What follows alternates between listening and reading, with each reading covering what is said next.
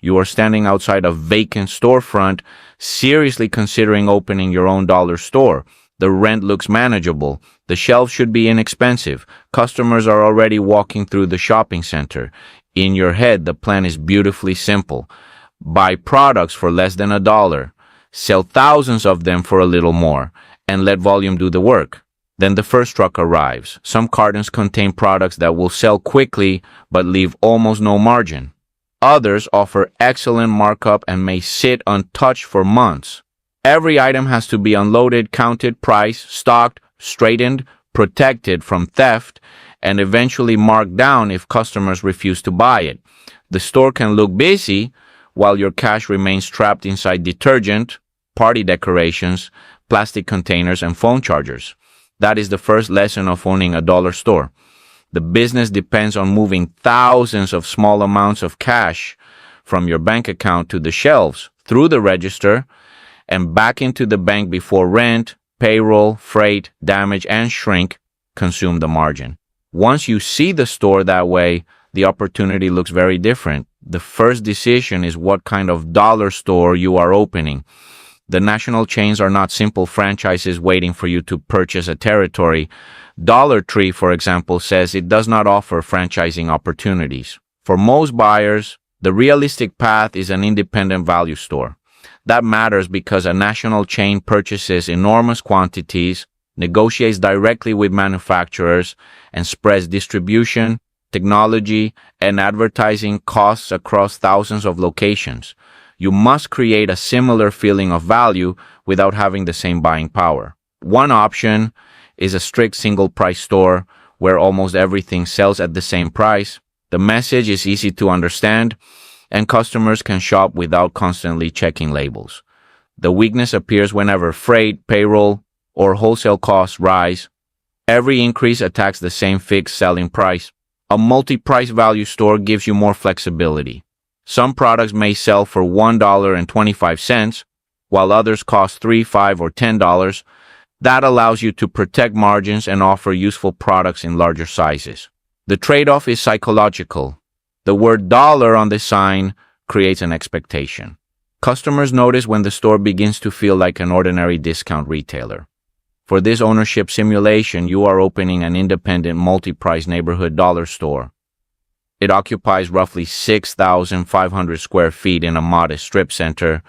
The shelves carry cleaning supplies, packaged food, health and beauty basics, party goods, kitchen items, simple toys, seasonal merchandise, and a rotating selection of closeout products. If understanding the hidden economics behind familiar businesses interests you, subscribe, because this store is about to become much more complicated. The location looks affordable because your unit sits several doors from a supermarket, beside a laundromat and a takeout restaurant. That combination could work. Dollar stores sell convenience as much as they sell discounts. Customers often visit because the store is nearby, the trip is quick, and the total purchase feels manageable. A quieter neighborhood can outperform a crowded city when the store sits directly inside the customer's normal routine. You want nearby apartments, schools, bus stops, frequent small shopping trips, and easy parking. What you should avoid is premium rent based on traffic that belongs to another tenant. Now the money starts leaving. The landlord wants a deposit, opening rent, and proof of insurance. The unit needs lighting, checkout counters, security cameras, signage, gondola shelving, barcode equipment, a safe, shopping baskets, fire inspections, licenses, and the sales tax registration. Adding refrigerated food means purchasing coolers and accepting higher electricity, maintenance, and spoilage risk. Regulated products introduce local permits and compliance requirements. For a first store, packaged food and basic household goods may be enough. Then comes the largest visible asset in the business: inventory. Empty shelves destroy the promise of a dollar store. Customers do not expect every product to remain identical from week to week, but they do expect abundance. A half-filled store feels like a liquidation sale. Creating that full appearance requires cash before the first customer walks through the door. For this hypothetical store, assume $30,000 covers deposits, legal work, opening rent and initial insurance, shelving, counters, security equipment, signage, and a modest build-out require another $115,000. The first inventory order consumes $150,000. Technology, permits, opening payroll, supplies, and local marketing add $25,000. You reserve $80,000 as working capital because the store will need to reorder merchandise before it becomes reliably profitable. Your total opening commitment is approximately $400,000. This is an illustrative scenario, not an industry-wide average. A smaller store using secondhand fixtures might open for less. A larger location with refrigeration, expensive construction, or premium rent could require much more. Suppose you invest $170,000 of your own money and borrow the remaining $230,000. With a 10-year loan at an assumed 9% interest rate, the monthly payment is roughly $2,900. The shelves may be full on opening day. The lender starts collecting immediately. This is where many advertised startup budgets become misleading. Fixtures and opening inventory get the doors open. Working capital keeps them open while you learn which products actually sell in that neighborhood. A supplier may show you a catalog full of attractive wholesale prices. You see an item costing 70 cents and selling for $1.25. At first glance, that appears to produce 55 cents of profit. It does not. The carton may carry freight charges. Several units may arrive crushed. One may be stolen. Another may sit until you mark it down. An employee has to receive the shipment, stock the item, straighten the display, and process the sale. The payment processor takes a share of the transaction. Bags, receipt paper, rent, electricity, insurance, and payroll still need to be paid. Those 55 cents represent gross margin before the rest of the store takes its share. Large discount chains show how narrow this space can become. Dollar General reported that consumables produced about 82% of its sales in fiscal 2025, yet those products typically carried its lowest gross margins. Seasonal and home products generally carried higher margins. That helps explain why the front of a value store may be filled with food and cleaning products, while party supplies, decorations, kitchen tools, and impulse merchandise quietly matter more to profit. The detergent brings the customer inside. The birthday banner helps pay the rent. Your store needs both. Carry only attractive high-margin products and customers may not visit often enough. Carry only essentials, and sales may look impressive while very little remains after operating costs. This is the central inventory problem. Every shelf should earn its space in at least one of three ways. It can create frequent traffic, it can produce strong margin, or it can encourage the customer to add another product to the basket. Anything that does none of those things is decoration purchased with your money. Inventory turnover measures how quickly merchandise sells and is replaced. Fast turnover releases cash so you can buy again. Slow turnover leaves money frozen on the shelf. A box of seasonal decorations with a 60% markup can perform worse than canned food with a smaller markup when the decorations remain after the holiday and require a deep discount. The calendar becomes one of your most important suppliers. Storage products give way to spring merchandise, then summer, back to school, Halloween, Christmas. You have to order before demand appears. Order too little and the profitable season passes without enough inventory. Order too much and January begins with Christmas merchandise that has become a cash problem. The customer sees a bargain. You see a deadline. The strongest dollar store customers are not always the people buying the cheapest item. Your best customer often enters for one predictable need and leaves with several profitable additions. She comes for laundry detergent, notices gift bags, picks up batteries, adds a seasonal decoration, and buys a snack near the register. The essential product created the visit. The unplanned products improve the economics. This behavior explains why checkout placement matters. Batteries, candy, small toys, reading glasses, charging cables, and personal care products are placed near the register because the customer has already made the difficult decision to spend money. A small extra purchase feels easier than making another trip later. Customers also punish inconsistency. When the shelf label and register disagree, trust disappears quickly. In a store built around value, price accuracy is part of the product. Receiving barcodes, shelf labels, and regular checks all need discipline. There is another customer behavior that can appear counterintuitive.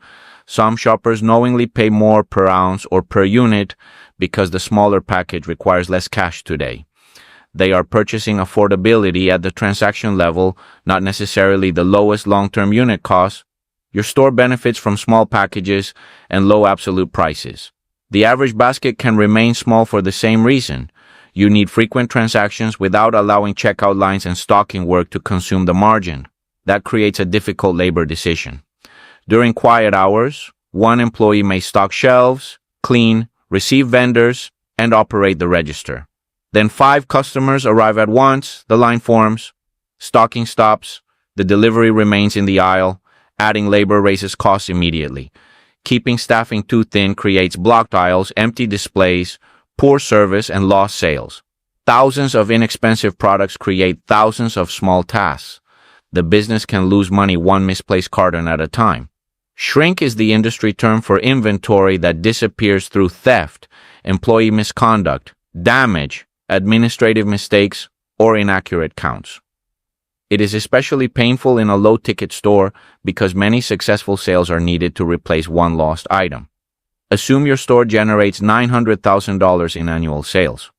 One additional percentage point of shrink equals $9,000 of merchandise at retail value. The deeper damage can be larger because missing inventory also corrupts your records. The system says 6 phone chargers remain, so you do not reorder them. The shelf is actually empty. Customers cannot buy what the computer believes you still own. Strong operators do not treat shrink as a security problem alone. They improve receiving procedures, restrict stockroom access, place vulnerable products where employees can see them, use cameras intelligently, investigate inventory differences, and keep shelves organized enough to notice what has disappeared. Subscribe if you want more breakdowns showing how one ordinary operating detail can change an entire investment. A second hidden cost is freight. National chains fill trucks and negotiate shipping contracts. Your independent store may buy from wholesalers, closeout distributors, and local vendors. A low wholesale price can become expensive after shipping, minimum orders, surcharges, and unloading labor. Should you concentrate purchases with one supplier for simplicity or search across many sources for better deals? One supplier makes ordering predictable but creates dependence. Multiple suppliers can improve buying opportunities and create a treasure hunt feeling. They also introduce inconsistent case sizes, quality risk, expiration concerns, and products you may never be able to reorder. The smartest independent stores divide inventory into 2 broad groups. Core products create reliability. Customers should consistently find basic cleaners, paper goods, snacks, personal care products, and common household supplies. Opportunistic inventory creates excitement and margin. These are closeouts, seasonal deals, unusual brands, and limited quantities. The core earns trust. The opportunistic products earn attention. Your price architecture also needs to evolve. A rigid $1 promise sounds powerful until wholesale cost rises by 12 cents, freight rises by 8 cents, and the product suddenly generates almost no gross profit. You can raise the price. Replace the item with a smaller package. Negotiate with another supplier. Or stop carrying it. Every option has a consequence. Raise the price and you weaken the customer's expectation. Reduce the package and shoppers may feel the value has deteriorated. Change suppliers and quality may decline. Remove the product and you lose one reason for the visit. This is why the most resilient dollar stores are really value stores.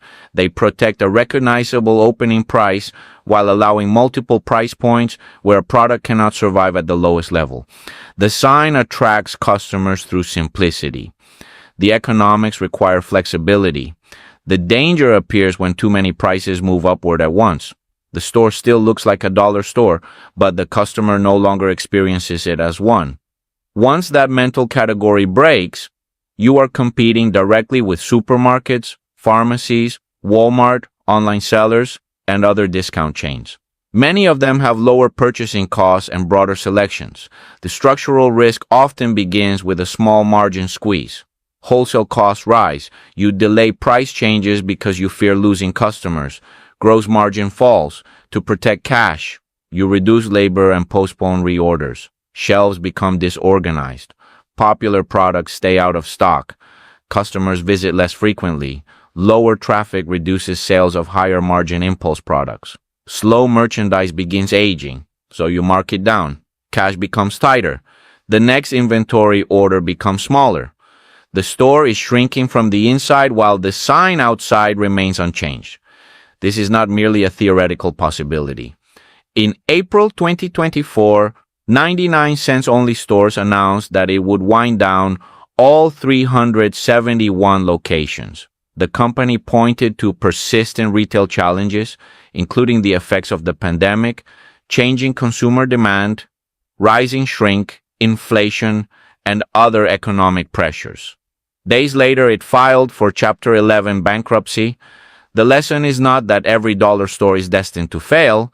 It is that a famous low-price identity cannot protect weak unit economics. When merchandise costs, payroll, freight, and inventory losses rise together, a retailer must change prices, change products, improve operations, or absorb the damage. Scale helps. Scale can also spread a bad model across more leases, employees, and inventory. Now return to your single store and follow the money. Assume annual sales reach $900,000.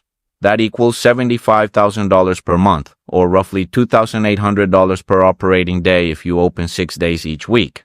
With an average transaction of $15, you need about 187 purchases per day. Suppose merchandise cost, inbound freight, ordinary damage, markdowns, and shrink leave a gross margin of 32%. $900,000 in sales produce $288,000 of gross profit. From that amount, payroll consumes $120,000. That includes a $45,000 salary for you as the full-time working owner. Rent and common area charges consume $72,000. Utilities, insurance, payment processing, software, cleaning, repairs, accounting, supplies, and local marketing require another $55,000. The store produces approximately $41,000 before loan payments and taxes. Annual debt service is close to $35,000. That leaves about $6,000 of additional cash after debt. You have also received the $45,000 salary for your work. The business generated $900,000 in sales. Your combined salary and remaining pre-tax cash are roughly $51,000. That is the economic truth hiding behind a busy checkout line.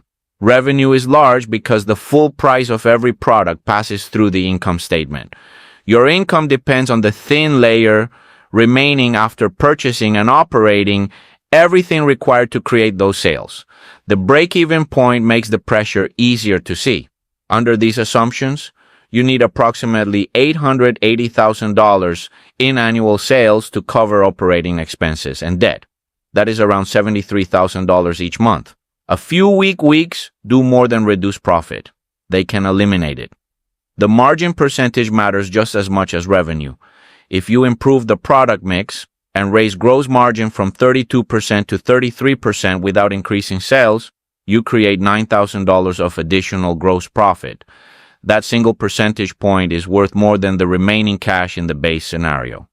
Experienced owners track gross margin dollars by category instead of looking only at total sales. Packaged food may create volume. Party supplies may create margin. Closeouts may create excitement. Gift wrap, craft items, and seasonal decorations can perform well because customers often need them immediately. A higher margin still does not guarantee a better product.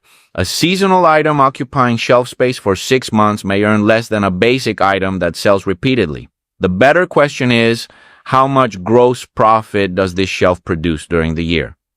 Strong operators remove merchandise that creates neither traffic nor profit.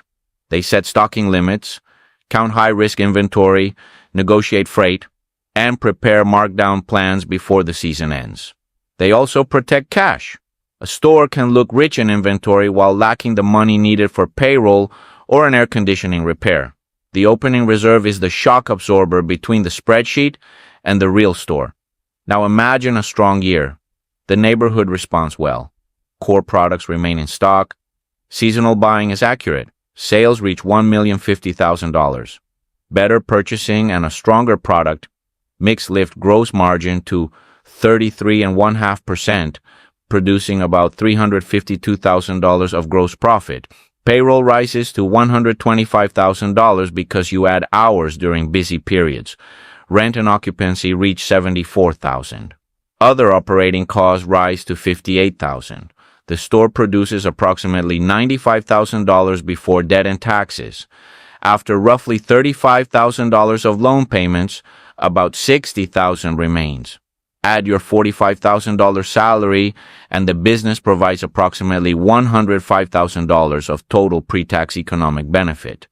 That is a respectable result. It required more than keeping the shelves full. Sales, margin, inventory turnover, labor control, and accurate buying all had to work together. Now consider a difficult year without any dramatic disaster. A competing discount store opens nearby. Sales fall to $800,000. You respond with promotions while theft and markdowns increase. Gross margin falls to 29.5%, producing $236,000. You reduce payroll to $112,000. Rent remains $72,000. Other operating costs stay close to $58,000.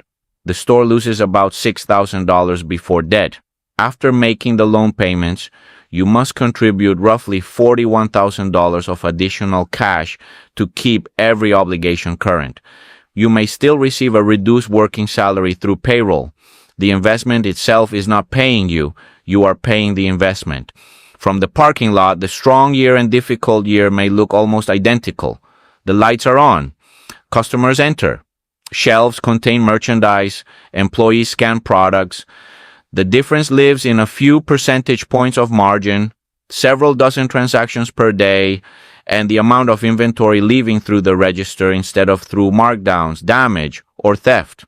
Owning a dollar store can work for an operator who understands local convenience, buys carefully, watches inventory relentlessly, and keeps enough capital available to survive mistakes.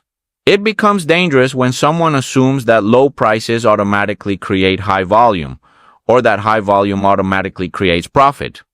Subscribe for more ownership simulations that follow familiar businesses from the front door to the owner's bank account.